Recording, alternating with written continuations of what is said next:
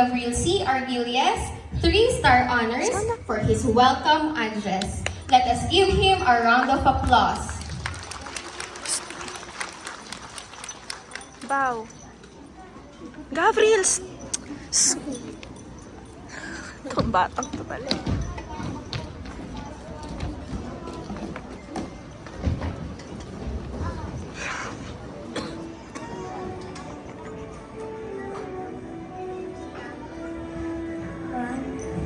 What I am is God's gift to me.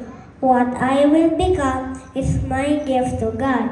My greetings and warm welcome to everyone, especially to our school president, Sister Daisy F. Fernan OP, and the official sister of this community, and to Mrs. Rowena E. M. Bile, our principal and lay administrators and members of the faculty, parents, friends, guests, ladies and gentlemen, good morning and blessed be God forever.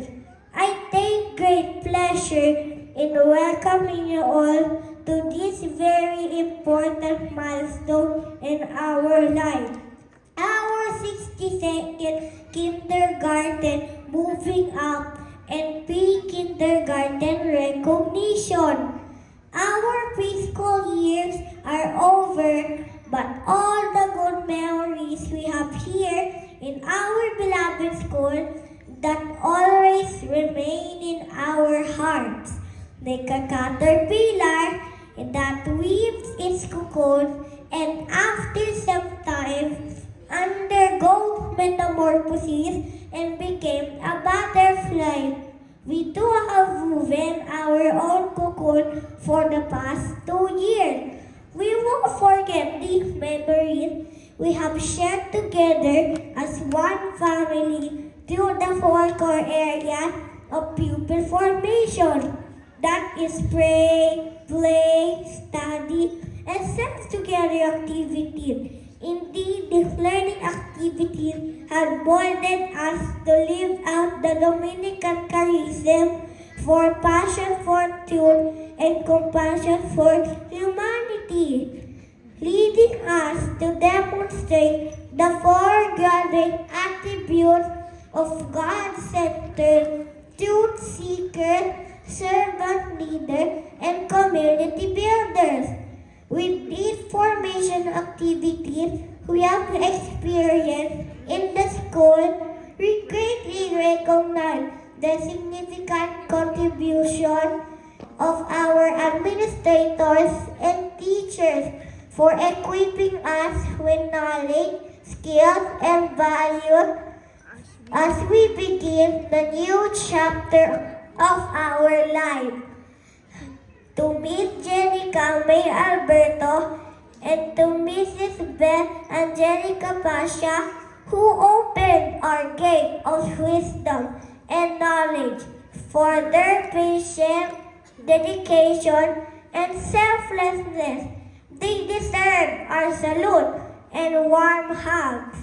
May we nourish and uphold the whole knowledge and virtues you have imparted. Accompanying us in this life journey, we also value the special role of our parents and guardians for guiding and assisting us in our growing up years.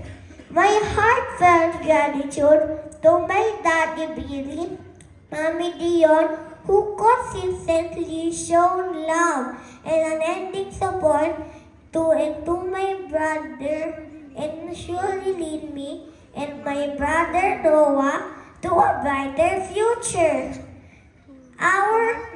To my fellow kindergarten completers and recipients of our academic and special award,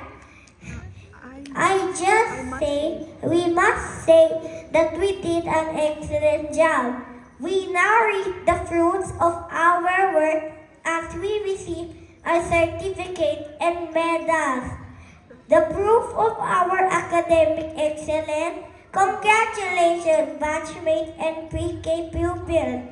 So, to everyone, I welcome you again to this very momentous event with thanksgiving and rejoicing.